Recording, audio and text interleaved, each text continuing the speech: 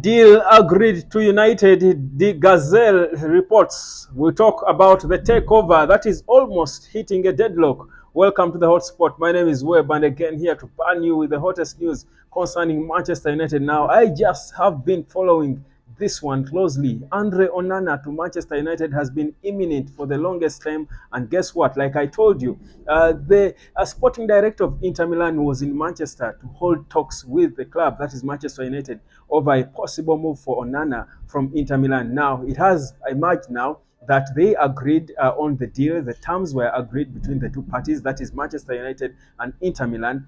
And what is expected is that today and tomorrow, the sporting director of Inter Milan will be meeting the representatives of Andre Onana to finalize and agree. They will be meeting in Ibiza, the same place where Eric Ten Hag was for holiday during the off-season. And it is expected that we will be getting a final pronouncement on a deal worth 50 million euros for Onana to join from Inter Milan. The 27-year-old is certainly now cruising so fast to become the top replacement for David De Gea as the number one first choice goalkeeper. It's a big one, big update, and of course, keep it here. I think this one might happen soon. The idea for United is to ensure that before the end of this week, they finish on Mason Mount because they have had physical meetings between Chelsea and Manchester United for Mason Mount. Now, it is expected that Chelsea might agree to take the £55 million bid that United tabled as the third and final bid for the player. And when that is done, it is expected that Onana then will be finalized. But it's now a matter of formalities. The details are getting close and done and dusted with. The hotspot, subscribe. My name is Webb. We do continue again talking Manchester United. There is more news for you talking about United. There is talks of United again being serious on Moises Caicedo as they did go ahead and try to make contact with the club Brighton. But as it seems now, United are still focusing on sorting Mason Mount and Onana, and later on try to go and bid for Caicedo. That is if he will be waiting, because Chelsea are so much in their top gear to try and seal the 21-year-old boy from Ecuador, the Brighton holding midfielder, a role that United needs to sort so much. I do wonder why it is not first priority. But as it is now, Moises Caicedo looks to be more closer to Chelsea or to Stamford Bridge than he is to the Old Trafford. But that is, of course, what is going on now. Big sad news. It is big, but it is sad if you're a United supporter. Kim Min-jae will almost be done and dusted, crossing not to Manchester United, but to Bayern Munich. As it emerges, and as I've been following and telling you here for the longest time, Kim Min-jae chose to join Bayern Munich, and he has agreed, it has emerged that he has agreed a 5-year contract. That is the initial contract he's going to sign with Bayern. Everything is done and dusted. They have agreed. The clubs have also agreed on a fee for the player. I think Bayern will be meeting his buyout clause, and soon now it's the process is going on, and sooner rather than later, Kim Min-jae will be becoming a Bayern Munich player. So United yet again losing out on a top target. Well, why? Blame it on the Glazers. The slowness, the lack of activity when it comes to the takeover is certainly slowing down Manchester United. But now, still speaking, the Glazers and the takeover, there is a report that has come out earlier on today that has emerged, and this report seems to suggest that it's the Glazers themselves who are delaying the takeover. Isn't that something we've been talking about? Isn't that what is known? That they have always been delaying. They are the reason why United until now has not been sold. Now, the issue is two of the Glazers, the brothers, there are six. Now, two of them want to stay and remain as part of the club. That's John and Abraham Glazer, and they are the guys we usually see watching games. They are the guys we see in the news more often.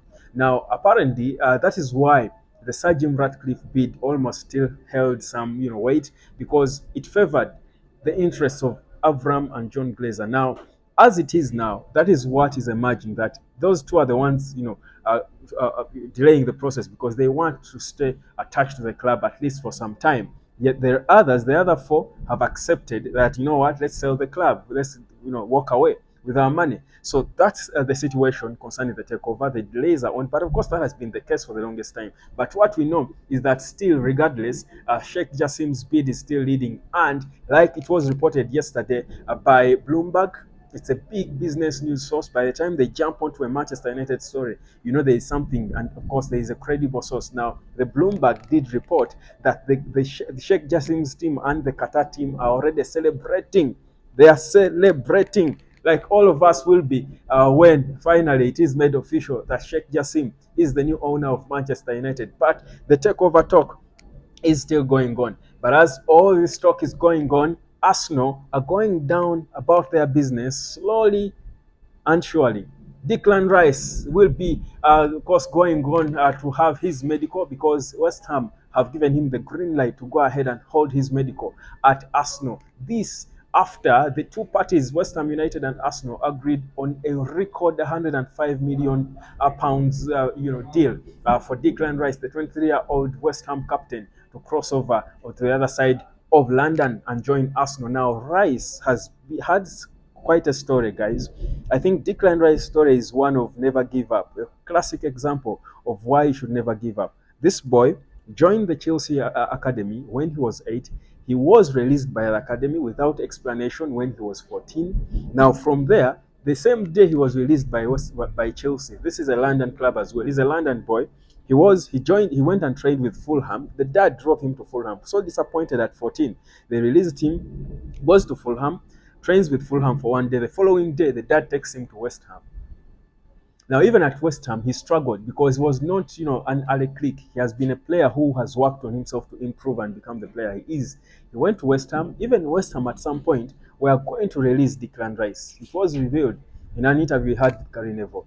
Even West Ham were going to release him, but somehow things, worked out, and he stayed working hard. And here we are, he's breaking English records, Arsenal records, as the most expensive English player to be bought, and more so, the most expensive Arsenal player in history. Now, of course, that comes with a lot of pressure. It comes with a lot of expectation. But certainly, given how he has been progressing, he has been through the process. He's a workaholic. He's brilliant with tackles. That's the kind of football he has always played. Certainly, he will be hoping to make it work. Now, Arsenal fans should be celebrating. Man United are still hoping a deal is sealed. But at least what we know is that Andre Onana is almost nearly destined to be joining. This week, we should be getting a confirmation before the end of the weekend because the two parties, Inter Milan and Manchester United, have reportedly agreed, according to a source from Italy, a credible one, Gazelle dello Sport.